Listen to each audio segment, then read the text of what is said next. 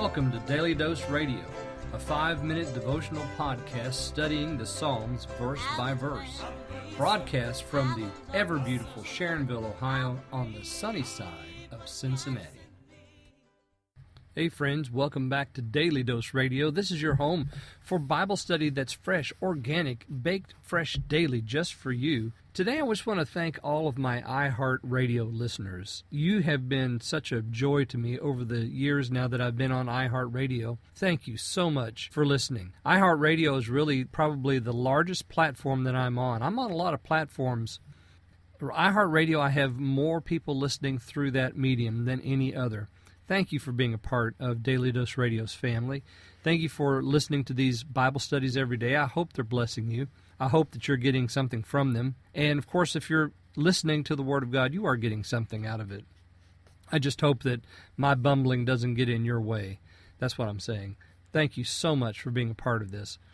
So today we're going to read verses 140 and 141, two great verses right here in the middle of this psalm, this section, this division of righteousness, which began in 137, and we're going to follow it all the way to 144.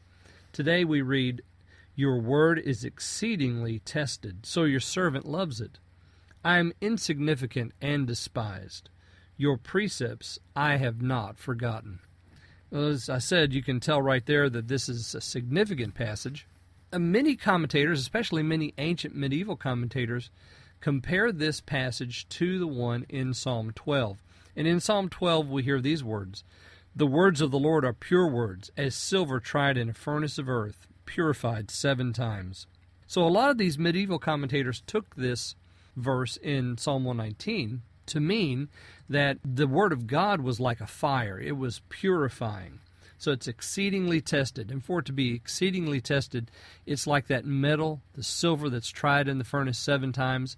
It's hot, and it burns like a fire.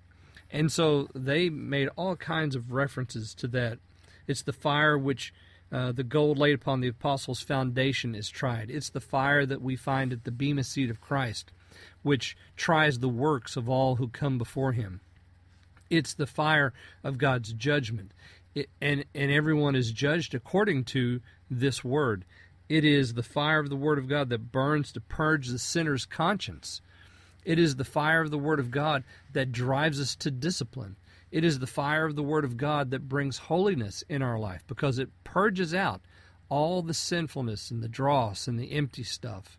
You see, because this fire burns only on the wood of sin. Remember the fire that Moses stood before the burning bush and the bush wasn't consumed? It wasn't consumed because this was the fire of the Word. And it only consumes that which is unholy. And so Moses had to take his shoes off and he had to bow his hoary head before that fire because he knew who he was in relation to what that fire represented. And so we have in the very next verse that same idea. I am insignificant and despised. You see, when you come before the Word of God and you see how exceedingly tested it is, how pure it is, how on fire it is, the holy fire of God burns there, then you get a right opinion of yourself. Insignificant and despised. So lowly. You're the worm. You're the one that stands before the holy Word of God, and you cannot compare.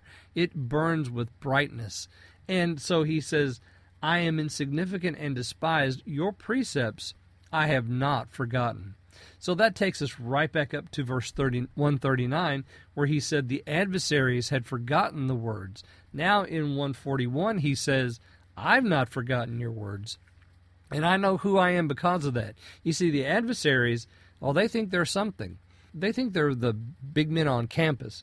But the guy here in 141, our psalmist, he says, I know who I am because I see your word. You see, if they had not forgotten the word, then they would understand that they too are despised, and they too are insignificant.